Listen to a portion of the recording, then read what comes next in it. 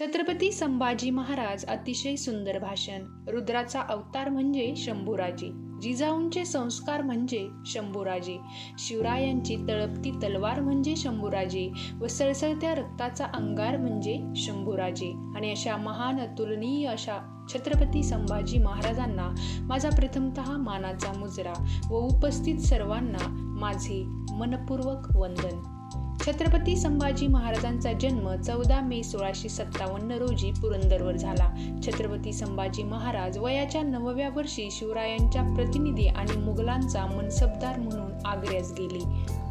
इतक्या लहान वयात एवढ्या लांबचा प्रवास शंभूराजांनी आपल्या स्वराज्यासाठी केला. छत्रपती संभाजी महाराजांनी स्वराज्यासाठी आपले स्वतःचे बालपण दिले. खेळण्या बागडण्याच्या वयात तलवार चालवू लागली. त्यांना अनेक भाषा बोलता येत होत्या. ते खूप विद्वान होते आणि म्हणूनच मी म्हणते की सह्याद्रीच्या शूरांचा जगती गाजा वाजा, दरी दरीतून गुंजला शिवशंभू राजा.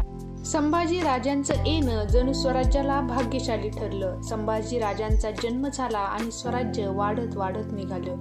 जनतेच्या कल्याणाचं सूत्र संभाजी राजांनी आपल्या काळजात जपलं होतं.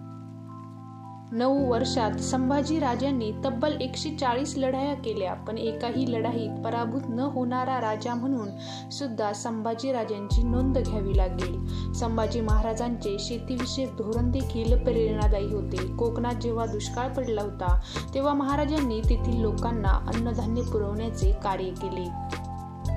एवढेच नव्हे तर लोकांना पुढील वर्षासाठी बी बियाणे दिले. तसेच वर्षभराचा सारा देखील रद्द केला. लोकांचा विचार करणारे ते जनतेचे राजे होते, लोकांचे राजे होते. जिजाऊ शिवाजी महाराजांना वेळोवेळी सांगत असत, शिवबा हा तुझा मुलगा म्हणजे पिवळं धमक सोनं आहे.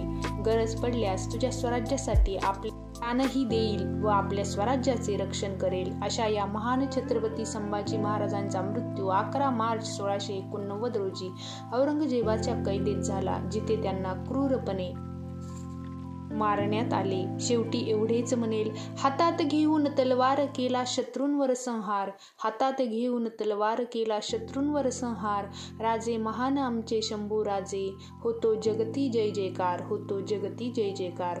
धन्यवाद. भाषण आवडल्यास एक लाईक नक्की करा आणि आपल्या मी मराठी या यूट्यूब चॅनलला सबस्क्राईब करायला विसरू नका.